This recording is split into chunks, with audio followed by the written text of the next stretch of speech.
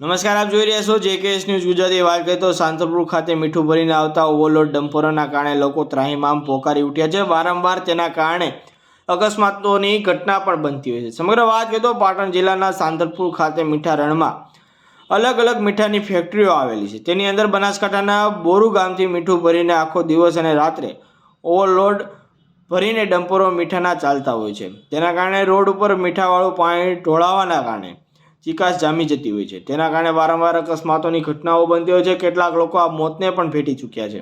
આ અકસ્માતના કારણે સાંતલપુર પોલીસ અને આરટીઓની મીઠી નજર હેઠળ ઓવરલોડ મીઠાના ડમ્પરો બોરુ ગામથી સીધાડાથી સાંતલપુર સુધી પહોંચતા હોય છે।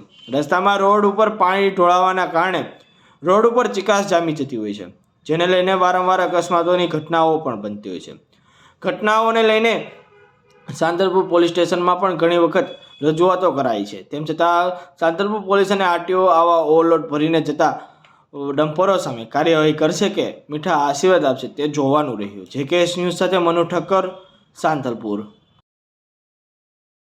મારું નામ જાડેજા અનિલ છે। બાદ અનપચિત તમે જે બકાલો ભરીને આવતા ગાડી પલટી મારી ગઈ, શેના કારણે પલટી મારી? એ બોરોથી સાંતલપુર મીઠું આવે છે, ફૂલ ઓવરલોડ ગાડીમાં આવે છે મીઠું। પાછળ કોઈ મેન્યુ બીજું મારતા નથી, મીઠું રહે છે। એના કારણથી રોડ બહુ ચિકાસવાળો થાય છે। એના કારણથી આજે મેં બ્રેક મારી એટલે આખી ગાડી મારી ફરીથી પલટી મારી ગઈ। આજે મારે જીવના જોખમમાંથી હું નીકળ્યો છું। આજે સાંતલપુર તાલુકામાં 3 ગાડીઓ પલટી મારી હતી, એક બાઇક પલટી મારી ગયું। એના કારણથી એક દીકરું ગાડી પલટી મારી ગઈ છે।